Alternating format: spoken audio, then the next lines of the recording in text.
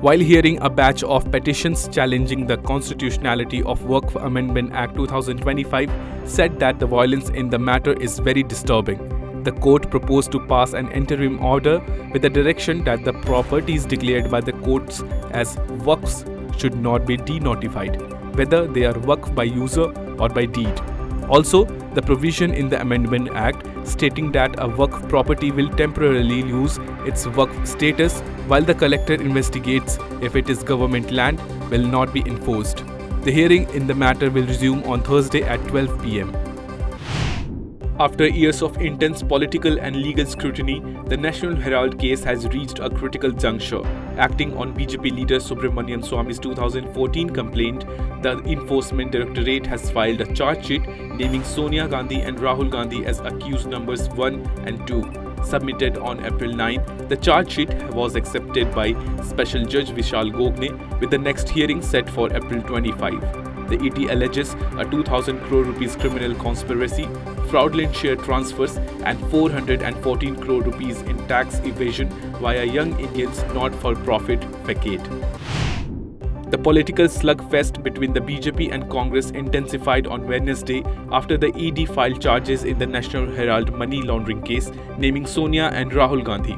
As Congress staged nationwide protests outside ED offices, BJP leaders criticized the Gandhis, accusing them of turning the historic newspaper into a personal ATM, with BJP's Ravi Shankar Prasad called it a textbook case of white-collar crime. Meanwhile, both parties are preparing for a high-stakes legal battle with a hearing scheduled for April 25. In a significant judicial development, Chief Justice of India Sanjeev Khanna on Wednesday recommended Justice Bhushan Ramakrishna Gawai, the senior-most judge of the Supreme Court, as the next Chief Justice of India.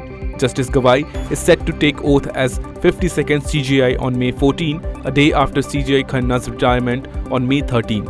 Born on November 24, 1960 in Amravati, Gawai began his legal career in 1985 and gained extensive experience in constitutional and administrative law. Appointed to the Supreme Court in 2019, his tenure has been marked by distinction with retirement due on November 23, 2025. Recalling the 26/11 Mumbai terror attack, External Affairs Minister S. Jaishankar said it was a defining moment that changed India's perception of Pakistan. Speaking at an event, he stressed that under PM Modi, India has transformed while Pakistan remains trapped in its bad habits. He said Indians collectively resolved to no longer tolerate such provocations. Taking a veiled swipe at the UPA, he said public sentiment was not reflected in 2008. Post-2014, India made it clear that terrorism has consequences.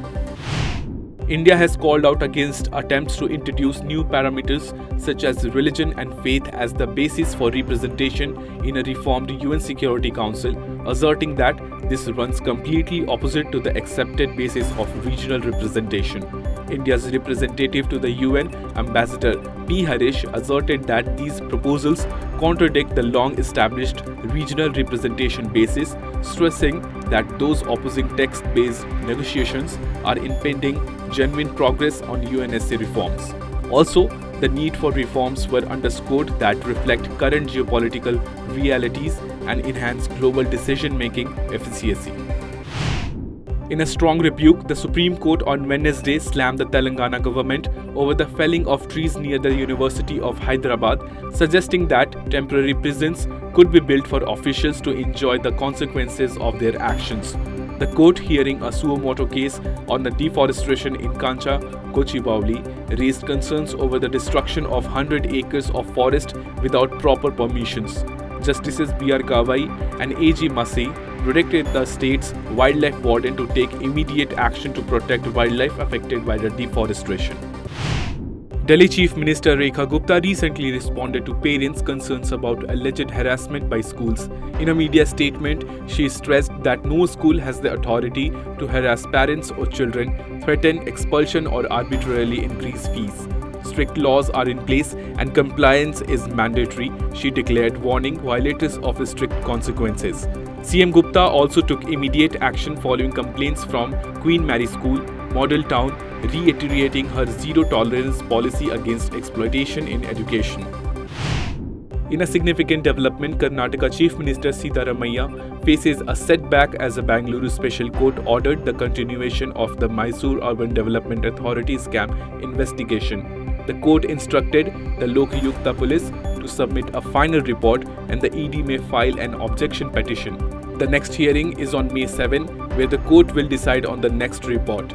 The case involves alleged land allocation irregularities with accusations against Sitaramaiah for misusing his office. Amid a full-scale trade war, tensions between the US and China escalated sharply. According to White House, responding to China's 125% retaliatory tariffs, US President Donald Trump has increased tariffs on Chinese imports to a staggering 245%. This move follows the US's previous 145% tariffs, which led Beijing to suspend further purchases of Boeing aircraft. While over 75 countries have engaged in talks for new trade deals, individualized tariffs have been paused, except for those targeting China. In a fresh development in the ongoing tug-of-war between the prestigious Ivy League Harvard University and the US President Donald Trump, the former has been warned by Trump that its tax-exempt status can be revoked if it keeps pushing what he called political, ideological, and terrorist-inspired sickness. Trump said the world-renowned institution should be taxed as a political entity. After freezing grants of $2.2 billion, the White House froze another $60 million in contacts to Harvard after the school said it would not comply with the former's demands to curb the anti-Semitist activities within the campus, touting it as activism. In a letter to the campus, President Trump's administration had called for broad government and leadership reforms in the university. The Chinese embassy in India has issued over 85,000 visas to Indian citizens between January 1 and April 9 this year. The move comes as a part of efforts to strengthen people-to-people relations between the two nations. Chinese ambassador to India Xu Feihong has invited more Indian citizens to visit China and experience what he described as an open, safe, vibrant and friendly environment. Another targeted attack on Hindus by a Pakistani national has come to light. In a tragic incident on April 11, 2 men from Telangana were killed and a third was injured in a brutal assault at a bakery in Dubai. One of the victims was identified as Ashtapu Premsagar from Nirmal district, who was stabbed to death with a sword.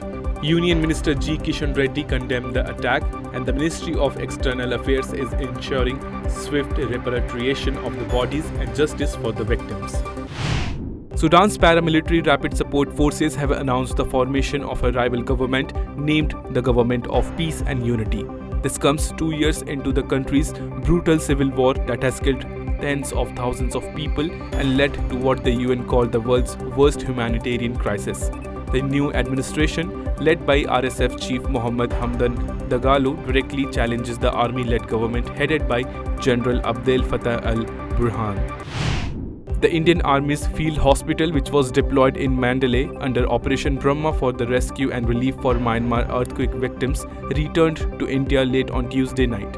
The team, consisting of specialists and surgeons, performed 65 major surgeries and also left medicines for the local population.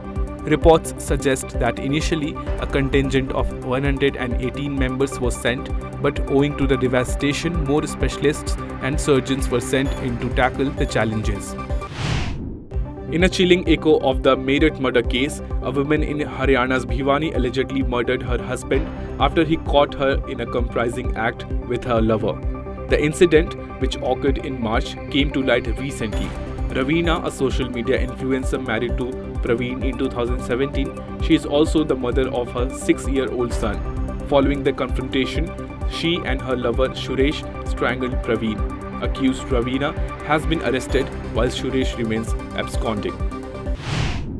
In a shocking turn of event, a 24-year-old trainee air hostess who was admitted to Medanta Hospital in Gurugram on April 5th accused hospital staff of sexual harassment while she was in a semi-conscious state in the ICU. The woman had been transferred from a smaller hospital after a near-drowning incident during training. She claims that due to her weakened condition, she was unable to resist the assault.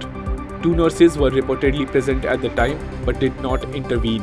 Meanwhile, Medanta issued a statement and fully cooperated with authorities by providing CCTV footage and medical records. Punjab Kings defeated Kolkata Knight Riders by 16 runs in match 31 of IPL 2025 held at Chandigarh's Mullanpur Stadium. While chasing 112 runs, KKR were dismissed for just 95 runs in 15.1 overs, with Yuzvendra Chahal taking 4 wickets. Delhi Capitals will face Rajasthan Royals today at Arun Jaitley Stadium, Delhi. The match starts at 7:30 p.m. Delhi aims to bounce back after a recent loss, with Karun Nair and Kuldeep Yadav playing key roles. Rajasthan seeks stability with key players like Yashasvi Jaiswal and Jofra Archer.